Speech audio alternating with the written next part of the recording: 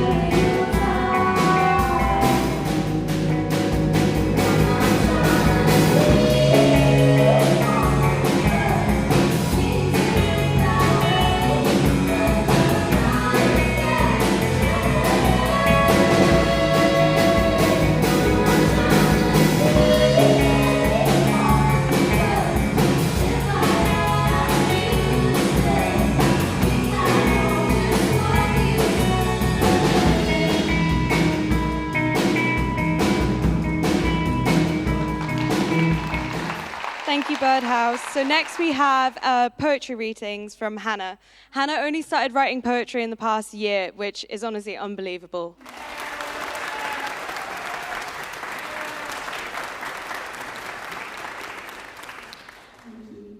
So my first poem is about my experiences volunteering at Grenfell Tower and my personal connection to the tragedy. It's called Ivory Tower.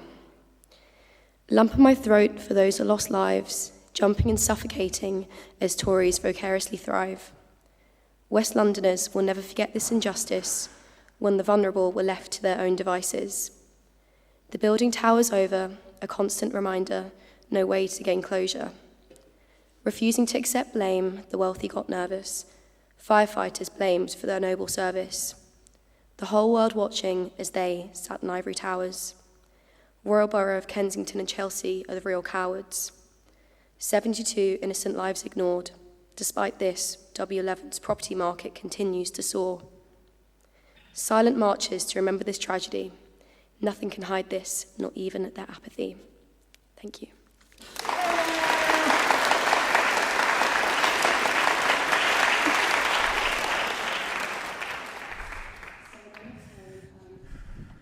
Hey, don't be filming me, bro!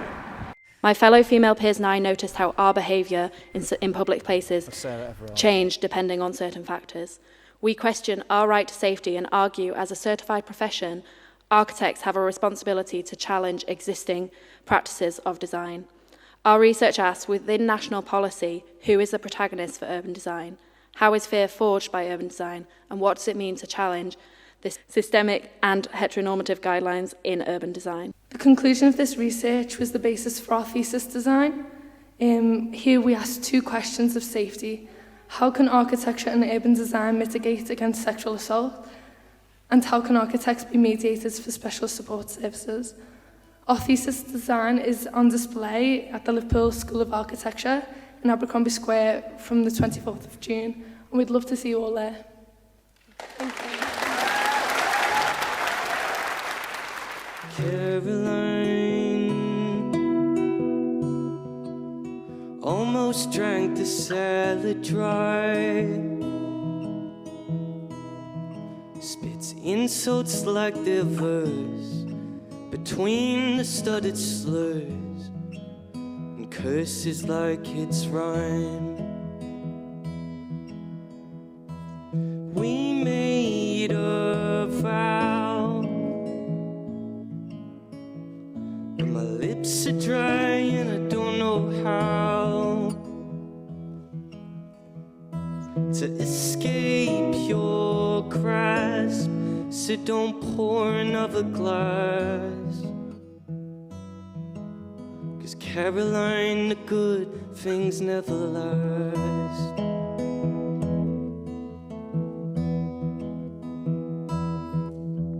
Caroline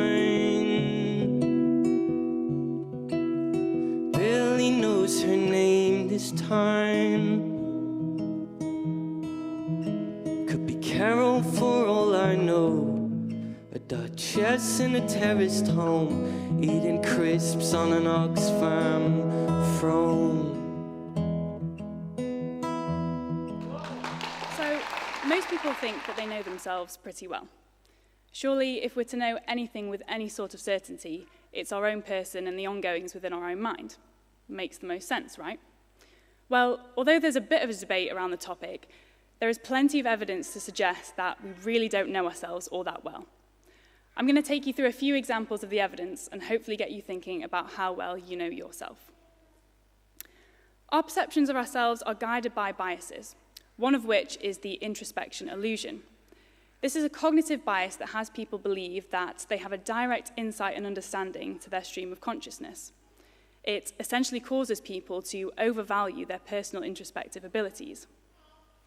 An interesting manifestation of this illusion is something called choice blindness, which is the idea that we can make choices and decisions that we aren't consciously aware of, and we can even justify choices that we never actually made.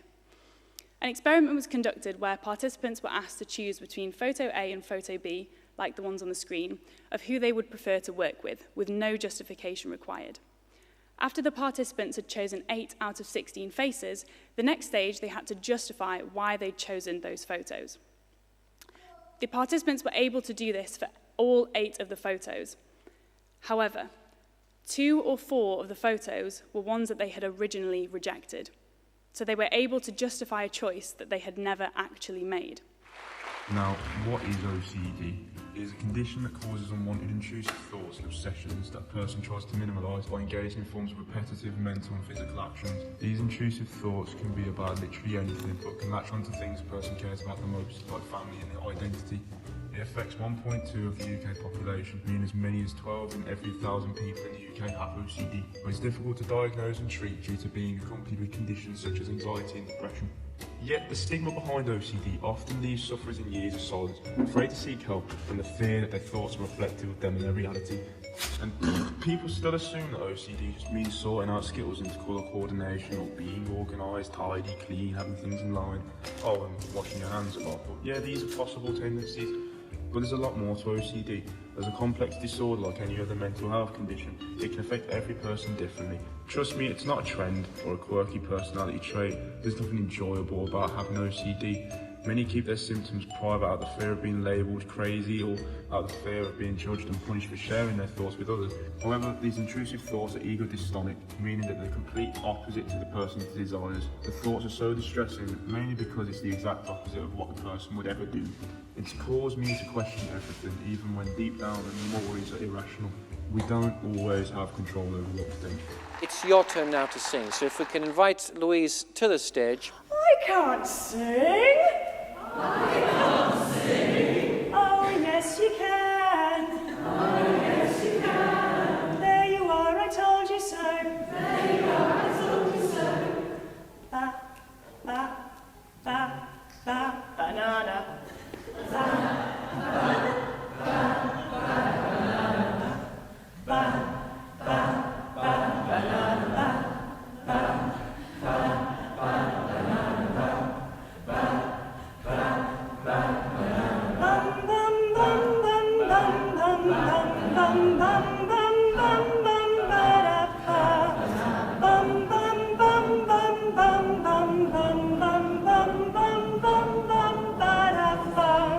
try it.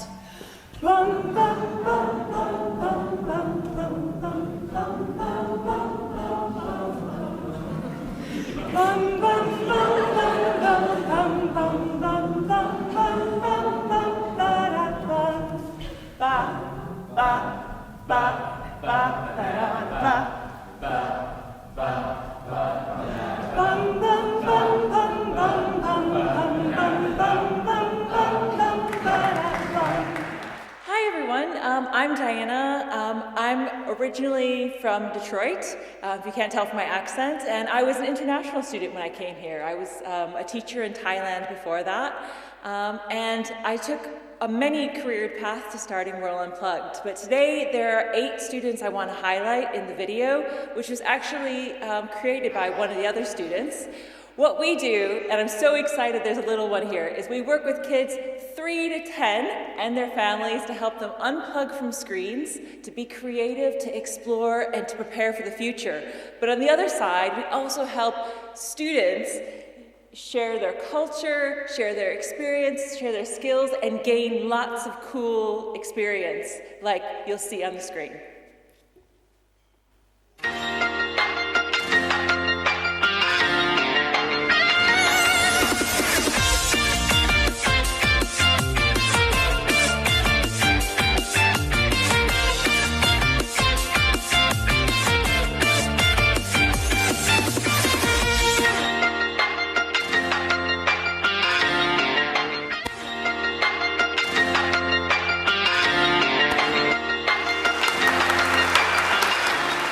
School of the Arts show being a celebration of all the hard work students have put in over the course of the school year across all 5 departments, I thought it only right that my piece be inspired by the word celebration and all celebrations that we as people engage in. One of the first few things that comes to mind when I think about celebrations are bright colors, people dressed to impress, fireworks, and confetti. Regardless of our ethnicity, our racial background, and our social class, celebrations around the world are joyous events that people come together to enjoy.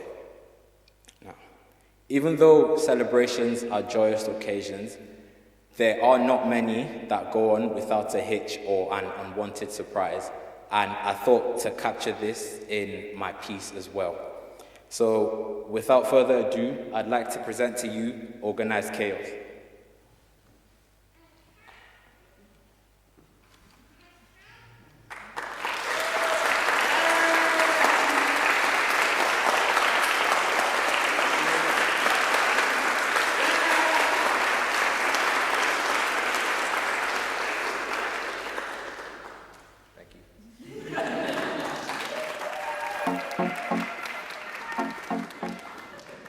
Hi Hi everyone, I'm Millie and today I'm going to be talking through 3 tips to look after your mental health whilst at uni. With 1 in 5 students suffering from mental health issues, looking after yourself at uni is so important. Looking after your mind and your body as they come as a pair, and neglecting one is neglecting both. In this video, I'm going to talk through 3 tips to look after your body.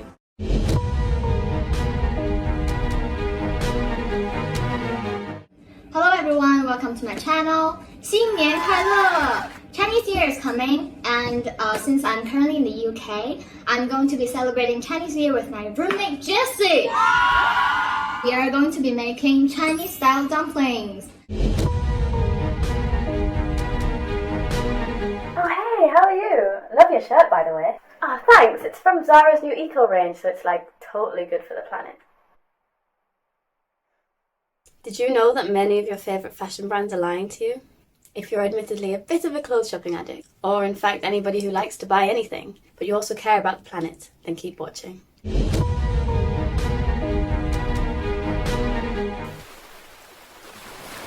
Have you ever tried to escape reality for a while? Cold currents from the Arctic Ocean freeze the wild course at its coordinate. Then freeze the sunrise and sunset lingering on the horizon. Hello, I'm Abby and welcome to my video on what is colour theory. Colour theory is simply how the use of different colours elicit different emotions or mood in media. Colour theory focuses on 4 key components. Hue, which is simply the combination of colours on screen. Saturation, how intense or rich is the colour on screen. Brightness, this is how bright or dark the colours are on screen. And lastly, the colour wheel.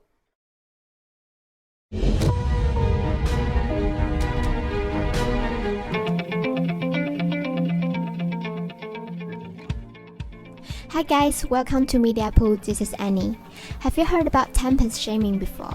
It's a common phenomenon in some societies, judging your tempest choice for your period. This video aims to eliminate the prejudice and tell you facts about tempest. Now let's begin.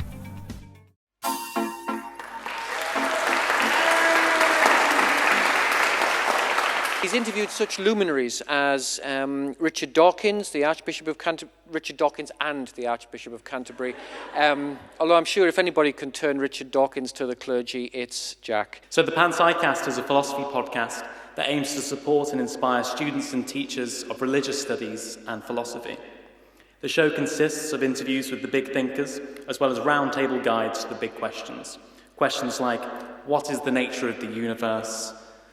Where did the universe come from? And why does Adam Sandler keep making so many dreadful movies? I started producing the Panpsycast back in 2016 when I was a master's student here at the University of Liverpool. And alongside a team of outstanding students and teachers, we've been releasing a weekly instalment of the show for over 6 years.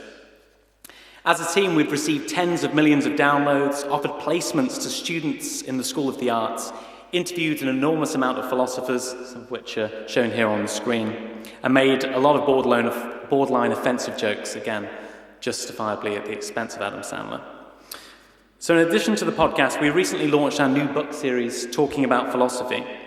Talking About Philosophy is a series of introductory philosophy books aimed at the general public, they are, and they comprise of interviews, commentaries, and essays from the world's leading thinkers. The first book, Philosophers on Consciousness, Talking About the Mind, is currently retailing at a very modest £9.99.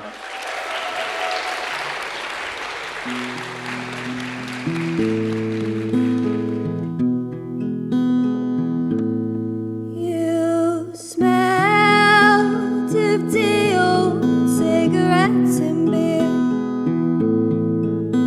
You had a small study ring in your ear. I know I've tried to forget you,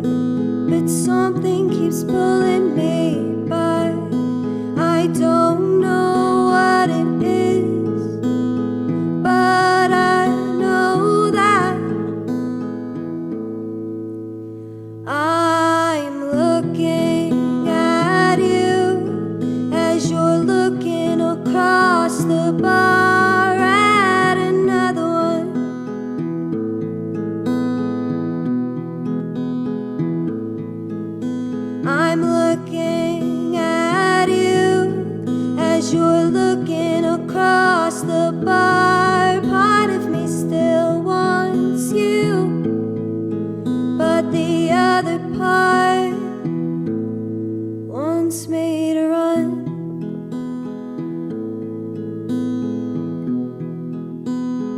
And now, because he has been doing so well with applauding, let's have a massive round of applause, please.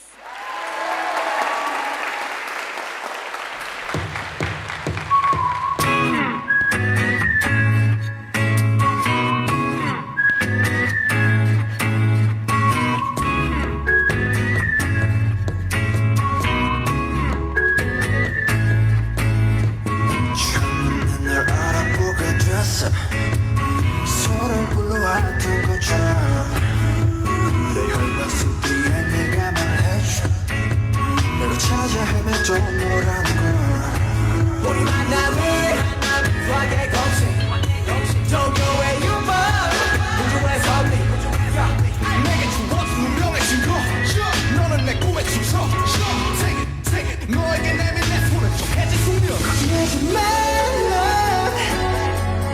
이 모든 건 우연이 아니니까 우리 먼저 달라 baby 운명을 찾아낸 둘이니까 우주가 생긴 그날부터 계속 뭐가 내 생기를 넘어서 계속 우린 저승에도 아마도 생에도 영원히 함께니까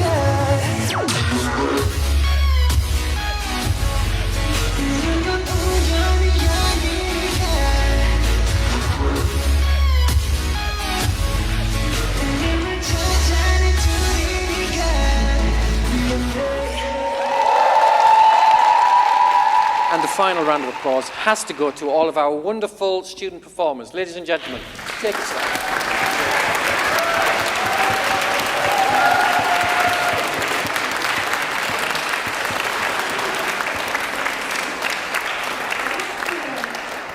I'd like to thank you for being impossible to upshow.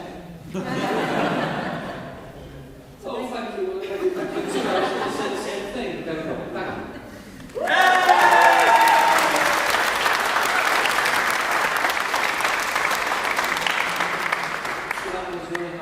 Left to say, ladies and gentlemen. Firstly, good night. Secondly, see you again next year.